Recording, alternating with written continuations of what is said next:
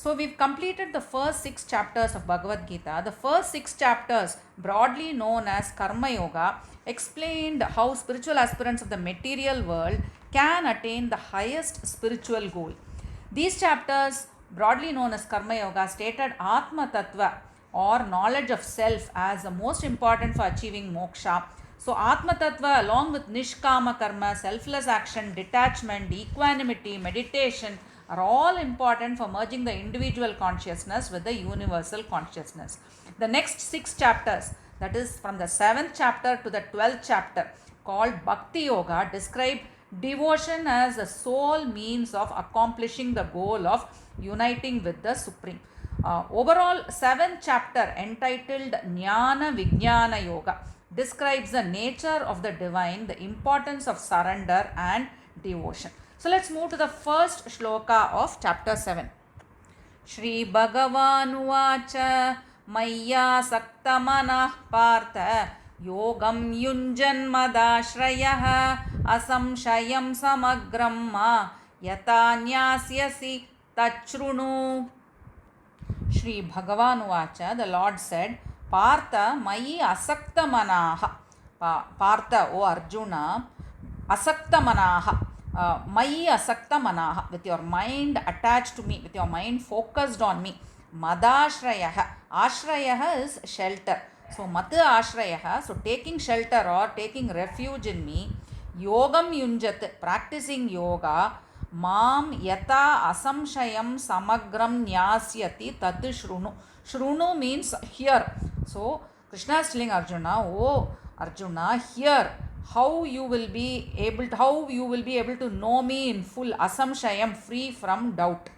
So the words Mayi Asakta Manaha refers to those whose minds are affectionately attached or focused on the Supreme Lord Krishna. The words Madashrayah means taking refuge, complete dependence on the Supreme Lord. So he's so dependent when one is always focused on the Lord, on Lord Krishna, so mad in love with him that any other thought other than divine thoughts are so painful to him, meaningless to him. Separation from the Lord is so sorrowful to him. Such a person takes refuge in the Lord. So Lord Krishna tells Arjuna, let me explain to you how one who is focused on me, takes refuge in me and practicing yoga, gets to know me in full, samagram. He gains perfect knowledge about me, asamshayam, without any doubts remaining. How he gains perfect knowledge about me, that I am going to explain to you. Jnanam teham savijnanam idam vakshyamya sheshatah yajnatva neha bhuyonyat ज्ञातव्यम अवशिष्यते यत् ज्ञात्वा इह भूयः ज्ञातव्यम अन्यत् न अवशिष्यते. So yat jnatva, after knowing which, iha is in this world. So after knowing which in this world, iha jnatavyam anyat na avashishyate. So nothing further needs to be known in this world. After knowing this knowledge, nothing further needs to be known in this world. Sa vijnanam idam jnanam asheshataha aham te vakshyami. So vakshyami is tell, explain. So I shall now vakshyami, tell or explain completely. Asheshataha, completely, without leaving anything remaining. So completely I am going to explain to you. What am I going to explain? Sa vijnanam idam jnanam. I am going to explain that profound knowledge. Sa vijnanam, along with its realization. So two words have been used, jnanam and vijnanam. So jnanam is the intellectual or the theoretical knowledge that one gains from the Vedic scriptures. Vijnanam is the realization of that knowledge, experiential knowledge. So once one gains jnanam, the next step is to realize it. So both go together. So Lord Krishna states that he would reveal the knowledge, jnana, and vijnanam also, the process and means of achieving it. So Lord says, after knowing this jnanam and vijnanam, there is nothing that a spiritual aspirant needs to know, because vijnanam is realizing that truth. After this state of liberation, there will be nothing left worthy of knowing for a true devotee. This vijnanam, self-realization, takes the devotee to such an exalted state. मनुष्याणां सहस्रेषु कश्चिद्यतति सिद्धये यततामपि सिद्धानां कश्चिन्मां वेत्ति तत्त्वतः सहस्रेषु मनुष्याणां कश्चित् सिद्धये यतति. Yatati is strive. So सहस्रेषु मनुष्याणां, out of thousands of men कश्चित् सिद्धये यतति. Hardly one strives. So out of thousands, only one person strives for siddhaye. Only one person strives for siddhi. That is perfection or for self-realization. Yatatam siddhanam, among those who strive for siddhi. Yatatam siddhanam api kaschit mam tatvatah veti. So out of those who endeavor for siddhi, hardly one knows me in reality. Veti is know. So mam tatvatah veti. So only one knows me in reality. One knows my intrinsic nature. Hardly one gets to know my intrinsic nature. So Lord Krishna tells Arjuna that this transcendental knowledge that he is going to impart to him is so profound that it is not easy to acquire. Only 1% of the population endeavor to know this, and out of that 1%, only a minuscule 1% achieves siddhi or perfection. So Arjuna is his devotee, and so the Lord reveals this profound knowledge to him. So let us also become true devotees so that we understand what he tells Arjuna. Bhumirapo nalo vayuhu kammano buddhirevacha ahankara iti yamme binna prakritirashtadha apareyamitastvanyam prakritim viddi me param जीवभूता महाबाहो ययेदं धार्यते जगत्. Bhumihi, earth, apaha, water, analaha, fire, vayuhu, wind, kam, akasham, manaha, buddhi. So manaha is mind, buddhi, intellect. Ahankaraha cha eva, also false ego. Idi iyam me prakritir ashtata bhinna. So thus these, what we just listed now, these are the eightfold divisions of my prakriti, of my external energy. Now the fifth shloka, both are together. Mahabaho, O Arjuna, iyam apara. Iyam here refers to the external energy that was described earlier in the previous shloka. So iyam apara. Apara is inferior. So these that have been described, this eightfold elements that constitute my external energy is apara. They are inferior. Tu param itaha viddhi. Tu is but. Param is superior. But superior to this is my itaha viddhi. You should know, superior to this you should know.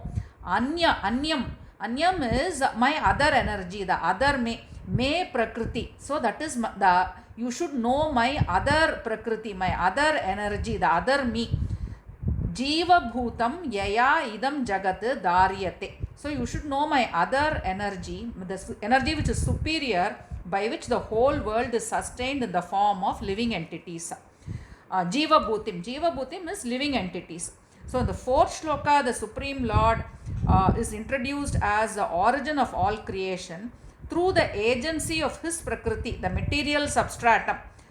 This prakriti, the material substratum which comprises of bhumi, earth, apaha, water, agni, fire, vayu, air, akashaha, ether, along with ahankara, mana, buddhi. So this is his external energy. So a material body is, physical body is made up of these. Lord Krishna refers to these as his inferior energy. The jivas or the living entities exploit these 8 elements for enjoyment. So here Lord Krishna describes his higher or superior prakriti. The lower prakriti enables material enjoyment and hence it is referred to as inferior. The higher prakriti is the divine Atma in all living beings, which is eternal and all pervading. Both the lower and the higher nature, the lower nature, it consists of the eightfold elements which is responsible for the origin of the creation, and the higher nature which is the living being, all the jivatmas. So both these energies, they manifest from the Supreme Lord. Even though the Atma is a part of the higher nature, it is still subservient to the Supreme Lord. एतद्योनीनि भूतानि सर्वाणीत्युपधारय अहं कृत्स्नस्य जगतः प्रभवः प्रलयस्तथा. सर्वाणि भूतानि एतत् योनीनि upadharaya. So yoni is womb. So all living beings they emanate from this womb. So sarvani bhutani, all living beings. Upadharaya is be aware, let it be known to you. Upadharaya sarvani bhutani etat yonini. So be aware that all living beings are manifested from this womb, that is from these two energies. Aham kritsnasya jagatah prabhavaha tata pralayah. Kritsnasya is all. So I am the jagatah prabhavaha tata pralayah. I am the creator, sustainer and destroyer of all the world. So in the previous shloka, Lord Krishna mentioned about his two prakritis. In this verse, the Lord explains that these two energies, which are a part of his dual nature, is the very foundation of all existence in this world. Lord Krishna alone is the sole source of the entire creation. He is a sustainer and destroyer as well. All living beings, movable and immovable, have evolved from these two energies. So let it be known to us that the Lord is the source of all beings and the cause of all beings. He is the supreme controller, the supreme power, energizing and maintaining all existence. मत्तः परतरं नान्यत् किञ्चिदस्ति धनञ्जय मयि सर्वमिदं प्रोतं सूत्रे मणिगणा इव. Dhananjaya, O Arjuna, mattah anyat kinchit parataram na asti. Parataram higher or superior. So mattah, apart from me, anyat kinchit parataram na asti. There is none other that is higher, superior than me. Idam sarvam sutre manigana iva protam. Manigana, mani, pearl. Sutra is thread. So idam sarvam, everything, all that exists, or everything is sutra, is linked like pearls strung on a thread. So Lord Krishna now declares that there is nothing in this universe that is superior to him. Lord Krishna's position is paramount to everything else. As everything, idam sarvam, they all depend upon him for their existence and maintenance. The physical body ceases to exist if there is no Atma. Lord Krishna is a supreme Atma, that is a Paramatma residing in all the living beings. Just as pearls are strung together in a thread, likewise, everything in the creation are part and parcel of him. They are connected to him and they owe their existence to him.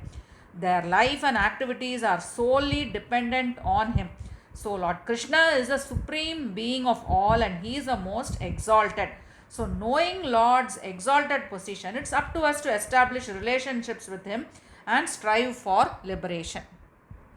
Rasohamapsu kaunteya prabhasmi shashi suryayoho pranavah sarva vedeshu shabdah ke paurusham nrishu. Kaunteya aham apsu rasaha. So apaha is water, apsu, so in water, O Kaunteya, O Arjuna, aham rasaha. So I am the rasa is taste. So I am the sweet taste of apsuhu, of water. Shashi Suryayoho Prabha. Prabha is radiance. So I am the radiance of Shashi Suryayoho. I am the radiance of the luminary sun and moon. Sarva Vedeshu Pranavaha. Pranavaha is Omkara. So I am the primordial root syllable Omkara in Vedeshu, in the Vedas. Ke Shabdaha. So Kam is Akasha. In Akasha, Ke. Shabdaha. So I am the sound in ether, that is in Akasha. Nrishu Paurusham Asmi. I am the virility in man, manliness in man. So in this verse, the Lord states that he is the core essence of all. He is present in all.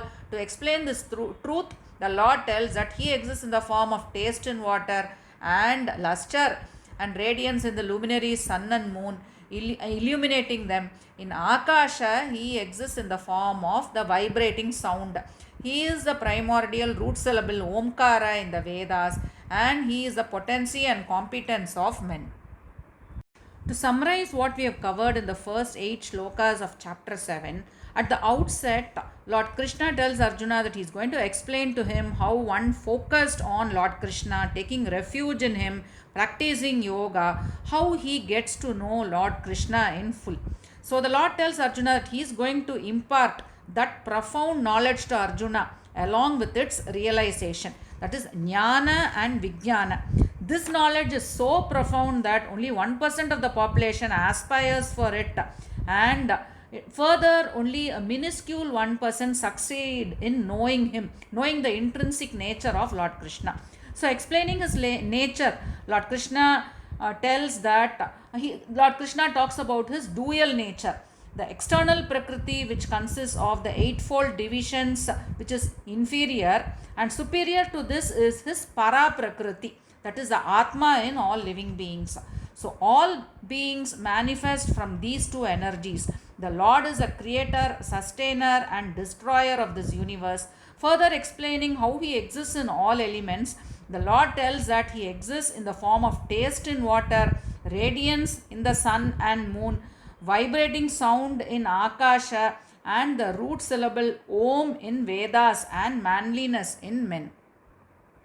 Thank you.